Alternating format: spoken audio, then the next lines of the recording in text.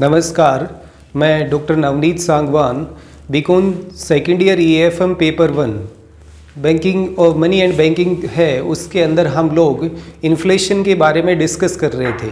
Inflation होता क्या है, फिर उसकी डिफरेंट सिचुएशंस क्या होती हैं या कैरेक्टरिस्टिक्स क्या होती है, फिर इसके बाद में टाइप्स ऑफ इन्फ्लेशन और कॉजेज फॉर इन्फ्लेशन के बारे में ऑलरेडी डिस्कस कर चुके हैं।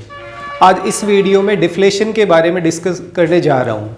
डिफ्लेशन को मुद्रा संकुचन या अवस्फीति, ये दोनों स्थितियाँ इसमें बोली जा सकती हैं।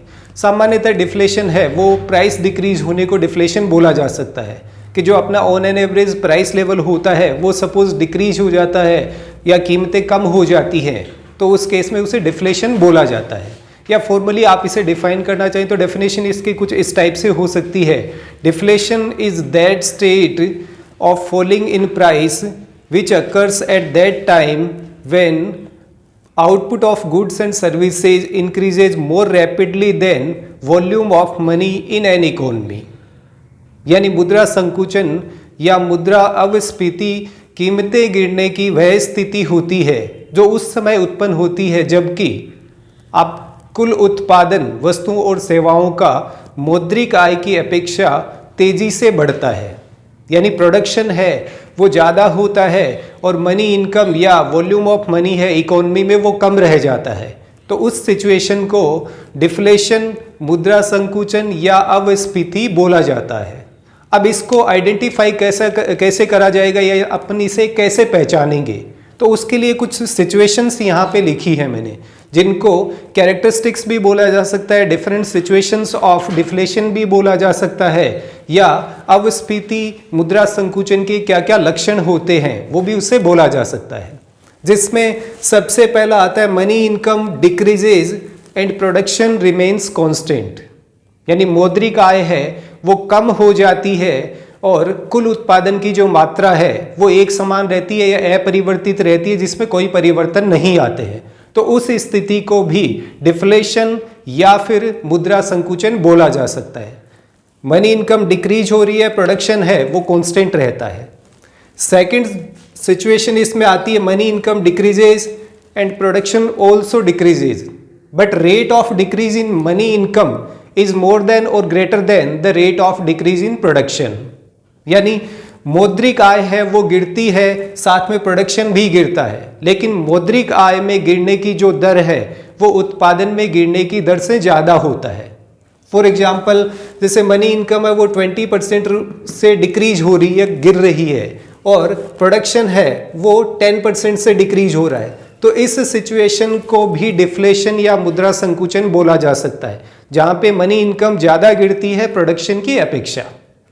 फिर थर्ड सिचुएशन आती है money income remains constant and production increases. यानी मौद्रिक आय है वो स्थिर रहती है और कुल उत्पादन है वो बढ़ जाता है, तो उस सिचुएशन को भी डिफ्लेशन बोला जाएगा या अवस्फीति या मुद्रा संकुचन बोला जाता है। फिर नेक्स्ट फोर्थ सिचुएशन आता है money income increases and production also increases. यानी मौद्रिक आय भी बढ़ रही है और प्रोडक्शन है वो भी बढ़ रहा है, but rate of increase in production is greater than the rate of increase in money income. कुल उत्पादन में जो बढ़ने की दर होती है वो मौद्रिक आय के बढ़ने से ज़्यादा होती है। ये इसका उल्टा हो जाता है। मान लीजिए प्रोडक्शन है वो 20% से इंक्रीज हुआ और मनी इनकम है वो ओनली 10% से इंक्रीज हो रही है, तो उस सिचुएशन को भी डिफ्लेशन बोला जाता है या मुद्रा संकुचन बोला जाता है। फिर लास्ट सिचुएशन या लास्ट कैरेक्टरिस्टिक्स जो आती है वो है money income decreases and production increases. यानी इसमें कोई रेट का चक्कर नहीं आता है, मौद्रिक आय है वो कम हो जाती है और कुल उत्पादन की मात्रा है वो बढ़ जाती है, तो इस सिचुएशन को भी डिफ्लेशन बोला जाता है। ये 5 इंडिकेटर या 5 सिचुएशंस होती हैं जिनसे हम लोग डिफ्लेशन या अवस्फीति को आइडेंटिफाई कर सकते हैं। फिर इसके बाद में जो डिफरेंट रीजंस होते हैं या क्या क्या कारण होते हैं डिफ्लेशन के या अवस्फीति के, जिसमें नंबर 1 आता है decrease in quantity of money, मुद्रा की मात्रा में कमी होना। मान लीजिए टोटल मनी इन सर्कुलेशन है वो 21 lakh crore rupees Indian economy में लास्ट ईयर में रहा है 2019-20 में, फाइनेंशियल ईयर की बात करें तो 21 लाख करोड़ रुपीस, ये एक एग्जाम्पल ले रहा हूँ। अब मान लीजिए 2020-21 में ये डिक्रीज होके 19 लाख करोड़ रुपीस रह जाता है, तो 2 लाख करोड़ रुपीस हैं वो इकोनॉमी में कम आते हैं सर्कुलेशन में। अगर ये सिचुएशन आती है तो डेफिनेटली डिफ्लेशन आने वाला होता है। रीजन बीइंग जो 21 लाख करोड़ रुपए पहले लोगों के हाथ में थे वो अब घट करके 19 लाख करोड़ रुपए रह जाते हैं। सिमिलरली जनरल पब्लिक है उसकी परचेजिंग पावर कैपेसिटी है वो रिड्यूस होती है। परचेजिंग पावर कैपेसिटी डिक्रीज होने से ओवरऑल डिमांड है या एग्रीगेट डिमांड है वो भी डिक्रीज हो जाती है, और जब डिमांड डिक्रीज होगी तो डेफिनेटली प्राइसेस हैं वो रिड्यूस होना स्टार्ट हो जाती है। सेकंड आता है इसमें डिक्रीज इन क्रेडिट, साख प्रचलन में कमी। अब क्रेडिट है वो भी एक मनी का सब्स्टिट्यूट माना जाता है। जैसे एक क्रेडिट क्रिएशन वाली सिचुएशन आती है, मान लीजिए एक बैंक है SBI है, उसमें किसी एक पर्सन ने 1 लाख रुपीज़ है वो डिपॉजिट कराए, इसमें से 20% है वो आपके CRR SLR में कट गए तो रिमेनिंग 80,000 रुपीज़ है वो SBI की क्रेडिट क्रिएशन कैपेसिटी हो जाती है। और ये 80,000 है वो किसी B पर्सन को लोन दिया जाता है, फिर B पर्सन है वो बैंक में डिपॉजिट करवाता है 80,000, अगेन 20% काट लिया जाता है तो ये 64% रह वो 64,000 रुपीज़ रह जाएगा। फिर उसके बाद में फिर से जमा होगा तो ओरिजिनल डिपॉजिट आपका मात्र यहाँ पे 1 लाख रुपीज़ था, उसके बिहाफ पे फर्दर बैंक है वो क्रेडिट क्रिएट कर देता है। तो ये जो जितने भी क्रेडिट इंस्ट्रूमेंट है इंक्लूडिंग चेक, बैंक ड्राफ्ट और जितने भी उधार दिए जाने वाली अमाउंट है, सपोज वो कम हो जाती है तो उस सब सिचुएशन में लोगों के हाथ में पैसा कम आता है, अगेन उनकी परचेजिंग पावर कैपेसिटी है वो डिक्रीज हो जाती है। और जब परचेजिंग पावर कैपेसिटी डिक्रीज होगी तो डिमांड डिक्रीज होगी, डिमांड डिक्रीज होगी तो अगेन प्राइसेस हैं वो डिक्रीज होना स्टार्ट हो जाती है। थर्ड आता है इसमें फिस्कल पॉलिसी ऑफ गवर्नमेंट, सरकार की राजकोषीय नीति। फिस्कल पॉलिसी है वो जनरली आपके गवर्नमेंट है उसका इनकम एक्सपेंडिचर का एक सिंपल स्टेटमेंट होता है कि कौन कौन सी जो सोर्सेज होते हैं जिनसे इनकम जनरेट करी जाती है और कहाँ कहाँ पे उनको एक्सपेंडिचर करने होते हैं।